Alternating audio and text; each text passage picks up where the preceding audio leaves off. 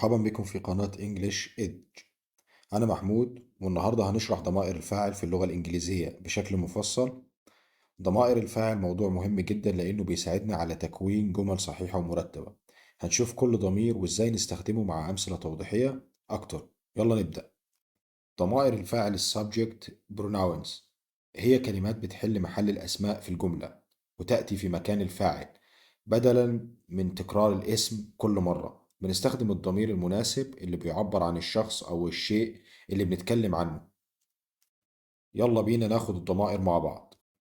I أنا، you أنت أو أنتي، he هو، she هي، it هو أو هي لغير العاقل، we نحن، they هم. دول كانوا ضمائر الفاعل بتوعنا. هنعرف دلوقتي كل ضمير وبنستخدمه امتى، وهناخد أمثلة عليه. أول حاجة معانا ضمير المتكلم اللي هو I هو ضمير المتكلم. بنستخدمه لما نتكلم عن نفسنا كشخص واحد. هناخد الأمثلة مع بعض. I am a teacher. أنا مدرس. I love reading books. أنا أحب قراءة الكتب. I will go to the market tomorrow. سأذهب إلى السوق غدا.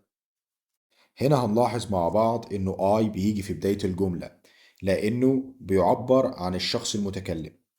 تاني ضمير معانا وهو الضمير you، وده بنستخدمه لما بنتكلم عن شخص واحد أو مجموعة، وهو الضمير الوحيد اللي ممكن نستخدمه للمفرد والجمع بنفس الشكل. هناخد بعض الأمثلة مع بعض علشان الصورة تبان بصورة أوضح. You are my friend. أنت صديقي. You are very talented. أنت موهوب جدا. You will pass the exam. أنت ستنجح في الامتحان. هنا هنلاحظ مع بعض إن you مش بتتغير لو بنتكلم مع أكتر من شخص، نفس الشكل للمفرد والجمع. تالت ضمير هناخده مع بعض هو he هو. بنستخدمه للمفرد الغائب المذكر، بنستخدمه لما نتكلم عن شخص واحد ذكر. ناخد أمثلة مع بعض كالعادة. He is my brother. هو أخي. He works in a bank. هو يعمل في بنك. He enjoys playing football. هو يستمتع بلعب كرة القدم. هنا هنلاحظ مع بعض إنه هي مخصصة للذكور فقط، ولما نتكلم عن شخص نعرفه أو ذكر اسمه من قبل.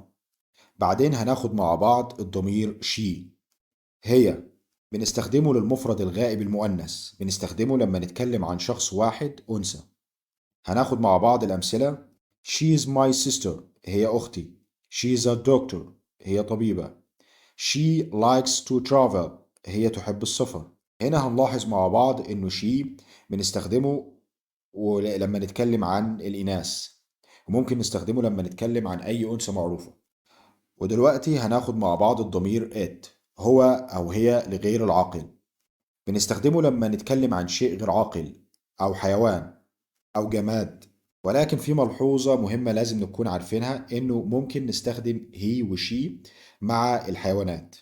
لما نكون عارفين نحدد الجنس بتاع الحيوان ده إيه، ممكن نستخدم ساعتها هي أو شي. هناخد مع بعض الأمثلة علشان برضو الصورة توضح كالعادة. It is a beautiful day. إنه يوم جميل. It's raining outside. إنها تمطر في الخارج. It is big cat. إنها قطة كبيرة. هنا هنلاحظ مع بعض إنه it ممكن نستخدمها لما بنتكلم عن شيء غير محدد، أو لما بنبدأ الجملة بشكل عام بأحداث طبيعية زي الوقت أو الطقس. الحاجات دي بنستخدم فيها it. يبقى الوقت والطقس بنستخدم معاه الضمير it. بعدين هناخد مع بعض الضمير we، وده ضمير متكلم للجمع، بنستخدمه لما نتكلم عن مجموعة من الأشخاص وإحنا جزء من المجموعة دي. ناخد الأمثلة مع بعض. We are going to the cinema. نحن ذاهبون إلى السينما. We love studying English. نحن نحب دراسة الإنجليزية. We will have a meeting tomorrow. سنقوم بعقد اجتماع غدا. هنا هنلاحظ مع بعض إن we دايما بتشير لمجموعة وإحنا جزء من المجموعة دي. وبعدين هناخد مع بعض الضمير they، وده للغائب الجمع بيبقى معناه هم. بنستخدمه لما نتكلم عن مجموعة من الأشخاص أو الأشياء وإحنا مش جزء منها. هناخد مع بعض الأمثلة علشان الصورة توضح بشكل أكبر. They are playing football. هم يلعبون كرة القدم. They went to the party last night. هم ذهبوا إلى الحفلة الليلة الماضية. They are my colleagues. هم زملائي. في ملاحظة معانا إنه they ممكن نستخدمها للأشياء الجمع زي box, cars, tables.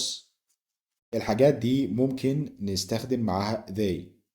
كده خلصنا مع بعض ضمائر الفاعل. هناخد مع بعض نصائح عامة للاستخدام الصحيح للضمائر دي. والنصيحة العامة لازم دايما نطابق الضمير مع الفاعل في الجملة. يعني لو الفاعل ذكر نستخدم he، ولو أنثى نستخدم she، ولو جمع نستخدم they. يبقى أنا لازم أطابق ما بين ضمير الفاعل وما بين الفاعل في الجملة. برضو في ملاحظة مع بعض لازم نلاحظها، وهي إنه الضمير you هو الضمير الوحيد اللي بيستخدم للمفرد والجمع بنفس الشكل. وفي ملاحظة أخيرة معانا مع الضمير it، إنه مش بنستخدمه بس للأشياء الغير العاقلة، ولكن بنستخدمه في الجمل اللي بنتكلم فيها عن الطقس أو الوقت أو المسافات. وبكده نكون خلصنا شرح ضمائر الفاعل بالتفصيل. أتمنى تكونوا استفدتم وفهمتم كل ضمير واستخدامه.